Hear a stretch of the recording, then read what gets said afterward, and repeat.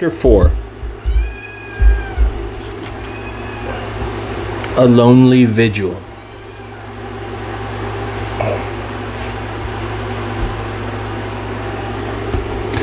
I knew that the light went out, for not the least singular, nor indeed the least distressing part of my condition was the fact that, to the best of my knowledge and belief, I never once lost consciousness during the long hours which followed.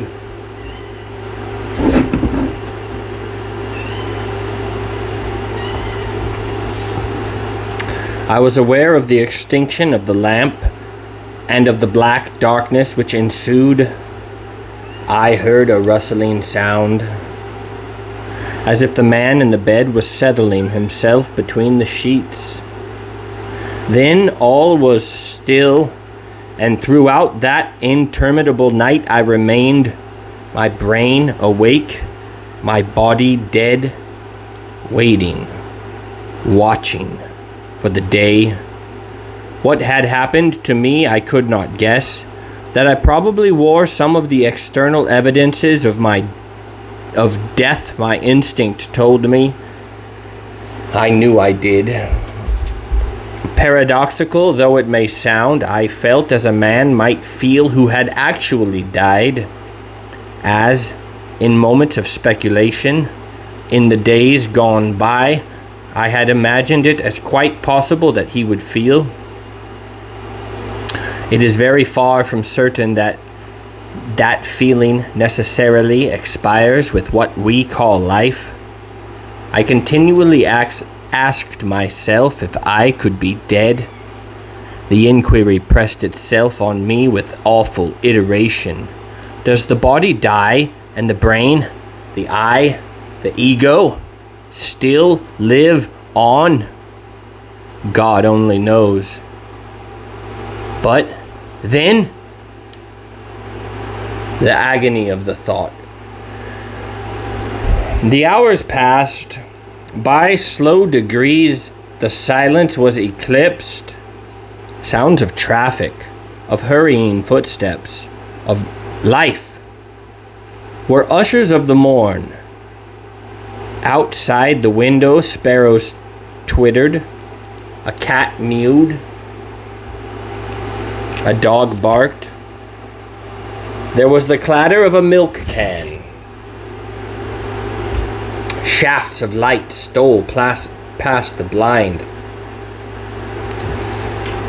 increasing in intensity. It still rained. Now and again it pattered against the pane.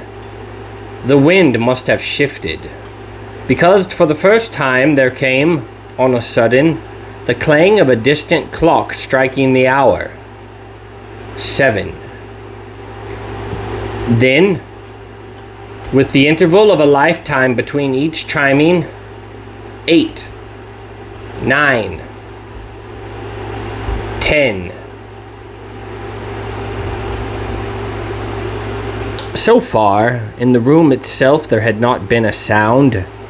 When the clock had struck 10, as it seemed to me, years ago, there came a rustling noise from the direction of the bed. Feet stepped upon the floor, moving towards where I was laying. It was, of course, now broad day, and I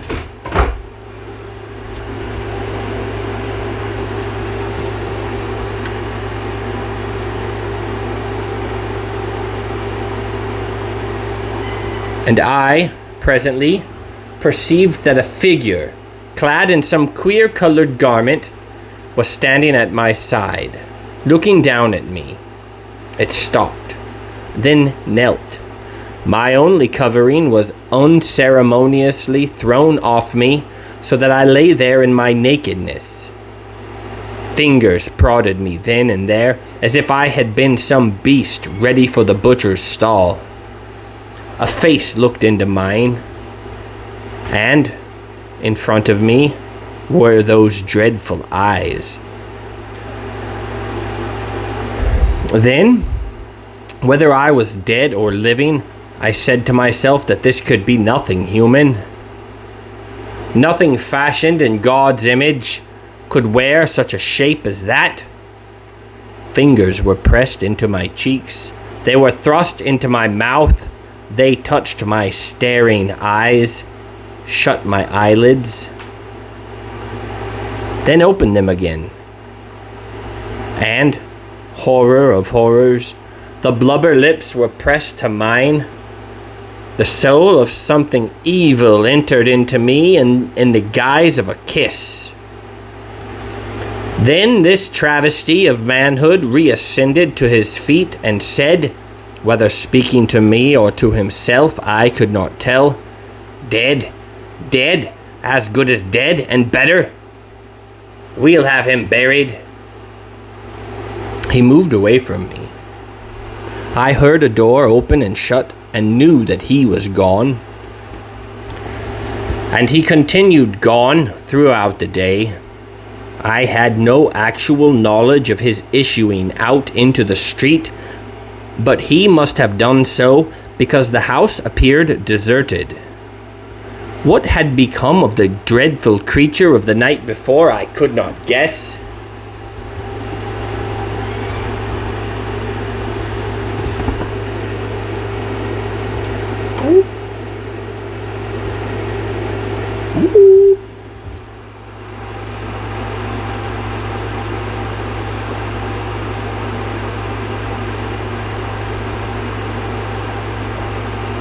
Maybe the walls are crooked.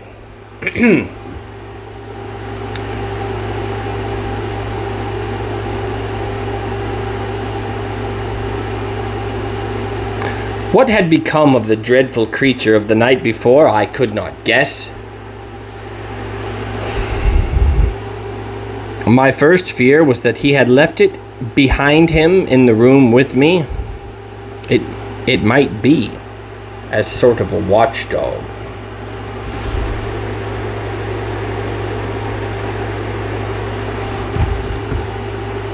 But as the minutes and hours passed, and there was still no sign or sound of anything living, I concluded that, if the thing was there, it was, possibly, as helpless as myself,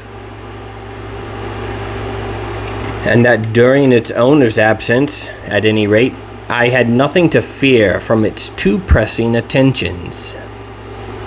That, with the exception of myself, the house held nothing human. I had strong presumptive proof more than once in the course of the day. Several times, both in the morning and the afternoon, people without endeavored to attract the attention of whoever was within. Vehicles, probably tradesmen's carts, drew up in front, their stopping being followed by more or less assiduous assaults upon the knocker and the bell, but in every case their appeals remained unheeded. Whatever it was they wanted, they had to go unsatisfied away. Lying there, torpid, with nothing to do but listen, I was, possibly, struck by very little. But it did occur to me that one among the callers was more persistent than the rest. The distant clock had just struck noon when I heard the gate open and someone approached the front door. Since nothing but silence followed, I supposed that the occupant of the place had returned and had chosen to do so as silently as he had gone. Presently, however, there came from the doorstep a slight but peculiar call, as if a rat was squeaking. It was repeated 3 times, and then there was the sound of footsteps quietly retreating, and the gate reclosing. Between 1 and 2, the caller came again. There was a repetition of the same signal. That it was a signal I did not doubt, followed by the same retreat. About 3, the mysterious visitant returned, The signal was repeated, and when there was no response, fingers tapped softly against the panels of the front door. When there was still no answer, footsteps stole softly round the side of the house, and there came the signal from the rear. And then, again, tapping of fingers against what was, apparently, the back door. No notice being taken of these various proceedings, the footsteps returned the way they went, and, as before, the gate was closed.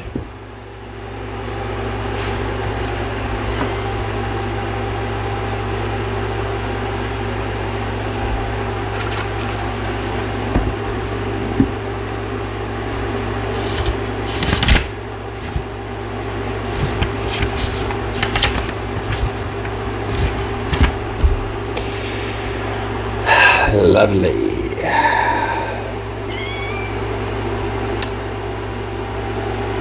Shortly after darkness had fallen, this assiduous caller returned to make a fourth and more resolute attempt to call attention to his presence. From the peculiar character of his maneuvers, it seemed that he suspected that whoever was within had particular reasons for ignoring him without. He went through the familiar pantomime of the 3 squeaky calls, both at the front door and the back, followed by the tapping of the fingers on the panels. This time, however, he also tried the window panes. I could hear, quite distinctly, the clear yet distinct noise of what seemed like knuckles rapping against the windows behind. Disappointed there, he renewed his efforts at the front. The curiously quiet footsteps came round the house to pause before the window of the room in which I lay, and then something singular occurred.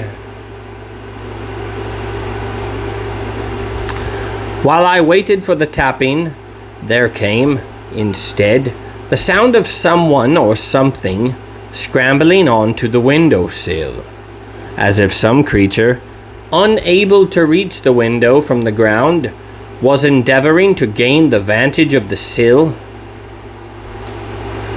Some ungainly creature, unskilled in surmounting such an obstacle as a perpendicular brick wall. There was the noise of what seemed to be the scratching of claws, as if it experienced considerable difficulty in obtaining a hold on the unyieldy surface. What kind of creature it was, I could not think. I was astonished to find that it was a creature at all. I had taken it for granted that the persevering visitor was either a woman or a man. If, however, as now seemed likely, it was some sort of animal, the fact explained the squeaking sounds. Though what, except a rat, did squeak like that was more than I could say. And the absence of any knocking or ringing.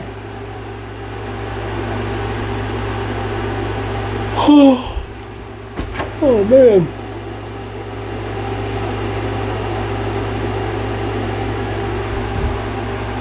Yeah, that makes more sense.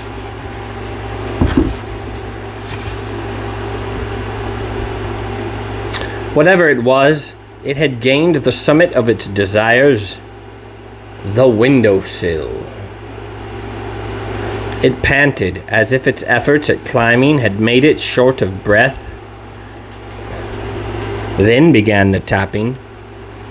In the light of my new discovery, I perceived, clearly enough, that the tapping was hardly that which was likely to be the product of human fingers. It was sharp and definite, rather resembling the striking of the point of a nail against the glass. It was not loud. But in time, it continued with much persistency. It became plainly vicious. It was accompanied by what I can only describe as the most extraordinary noises. There were squeaks, growing angrier and shriller as the minutes passed.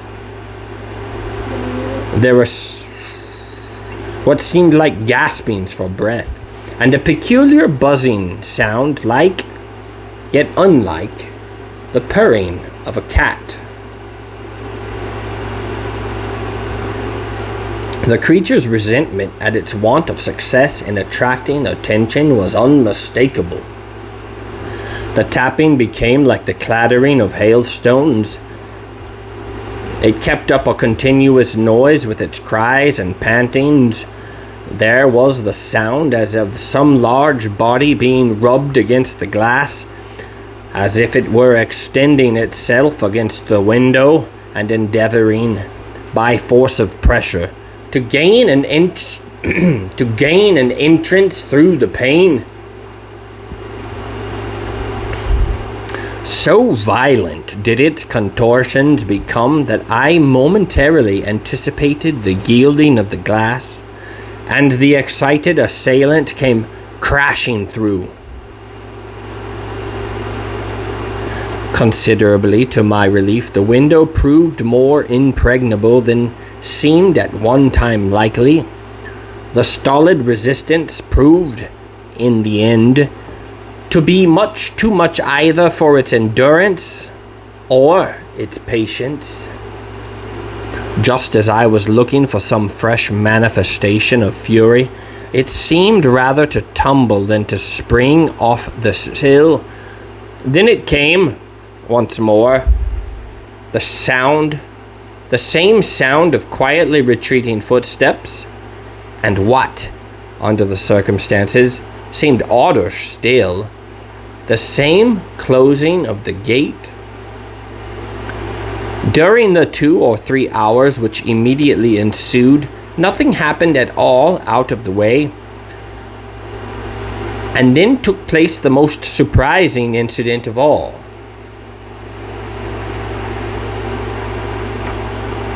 The clock had struck 10 some time before. Since before the striking of the hour, nothing and no one had passed along what was evidently the little frequented roads in front of that uncanny house. On a sudden, 2 sounds broke the stillness without, of someone running and of cries. Judging from his hurrying steps, someone seemed to be flying for his life. To the accompaniment of curious cries, it was only when the runner reached the front of the house that, in the cries, I recognized the squeaks of the persistent caller. I imagined that he had returned, as before, alone, to renew his attacks upon the window, until it was made plain, as it quickly was, that, with him, was some sort of a companion. Immediately there arose, from without, the noise of battle. 2 creatures whose cries were, to me, of so unusual a character that I found it impossible to even guess at their identity, seemed to be waging war to the knife upon the doorstep. After a minute or 2 of furious contention, victory seemed to rest with one of the combatants, for the other fled, squeaking as with pain, while I listened with strained attention for the next episode in this queer drama, expecting that now would come another assault upon the window. To my unbounded surprise, I heard a key thrust in the keyhole, the lock turned, and the front door thrown open with a furious bang. It was closed as loudly as it was opened. Then the door of the room in which I was dashed open With the same display of excitement and of clamor, footsteps came hurrying in. The door was slammed to with a force which shook the house to its foundations. There was a rustling as of bedclothes, the brilliant illumination of the night before, and a voice, which I had only good reason to remember, said, "Stand up." I stood up, automatically, at the word of command, facing toward the bed. There, between the sheets, with his head resting on his hand, in the attitude in which I had seen him last, was the being I had made acquaintance with under circumstances which I was never likely to forget. The same, yet not the same.